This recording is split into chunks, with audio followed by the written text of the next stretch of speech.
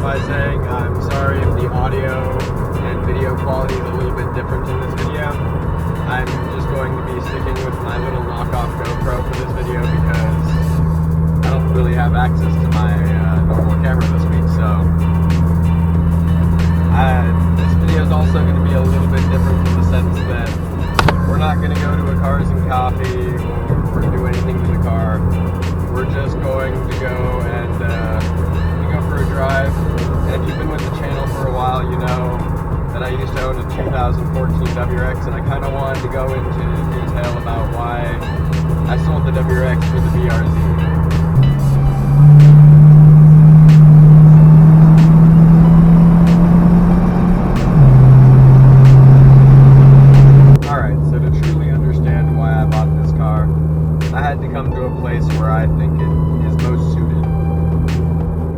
Back out country road.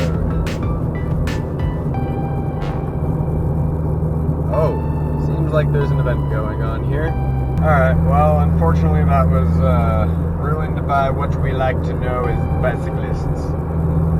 But I only have today to film this video, really, so we're going to do it anyways, even though we're just going to be driving on a really long stretch of highway. So the reason I sold the WRX, ironically, now we're the WRX would have been better suited for. But I actually, I enjoy taking my car around corners, and the WRX is, I mean, yes, it has lots of grip to go around the corner. It's all-wheel drive, but it's a constant fight to go around that corner because of the all-wheel drive. You just oversteer, understeer, oversteer, understeer. Constant fight. STIs are always a little different because they have the Sport Sharp mode with the don't hose me for this, DICD controls. Basically, it's the center differential, and I don't have that with the WRX, so going around corners was always a pain. Beat that out. In this car, going around a corner is just a blast. There's no way to really describe it. I wish we should go around a corner and show you the smile it puts on my face, but unfortunately we are stuck on flat land. So yes, the WRX has more power. It's got a turbocharger already. It's got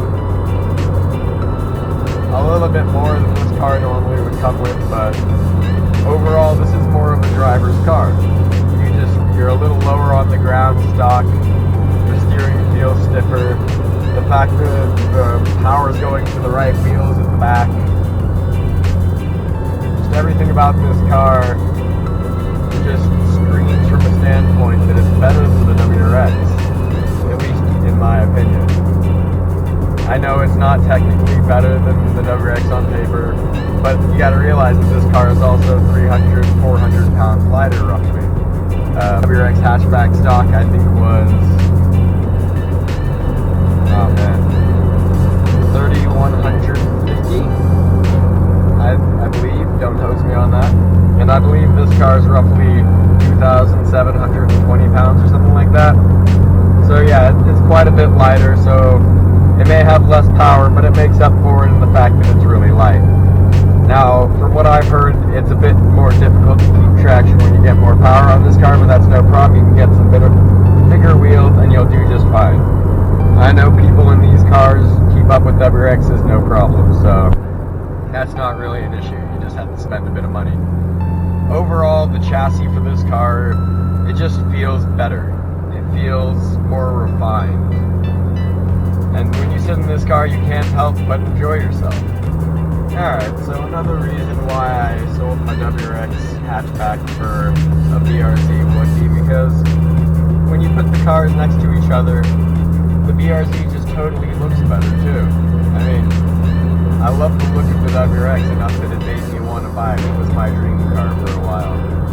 And it looks great, especially when they did the bodies up in the 2012, I believe it was, when they put the wide body on them. Oh, it was really nice. I love that car, but overall the styling of the BRZ is just more me.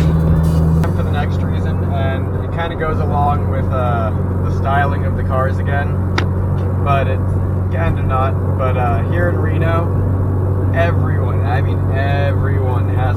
WRX or an STI. It's just the car to have. I mean, sometimes we get heavy snow in our winters, and our winters are long, so I mean, it's definitely a reasonable car to have, but overall, I kind of wanted to stand out from the crowd a little bit more, so the WRX just had to go. I honestly, I'm starting to see more and more FRSs, BRZs, and 86s show up in town, but there's still not nearly as many of them as WRX and STIs, and I'm very happy about that. It's just nice to see a little bit different. A different style of car in town, if that makes any sense.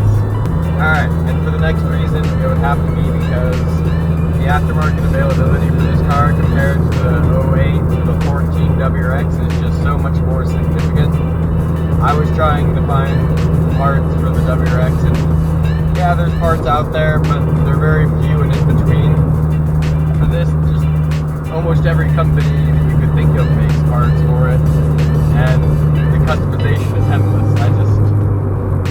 I don't know, if you've ever owned the two cars, you know that there's more for this car than there is for the 08 to the 14 WRX.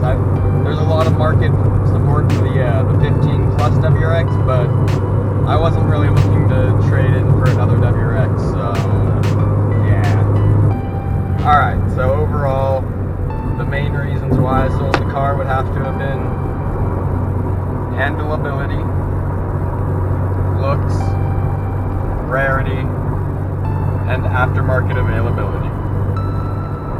I'm trying to think of a fifth, but those four reasons are the main ones and why I sold my WRX for my BRZ. Anyways, I hope you guys have enjoyed this video. If you did, please be sure to like, comment, and subscribe down below for more content in the future about this BRZ, car events I go to, and just my life in general. Anyways, guys, have a good one, and remember, make it your own.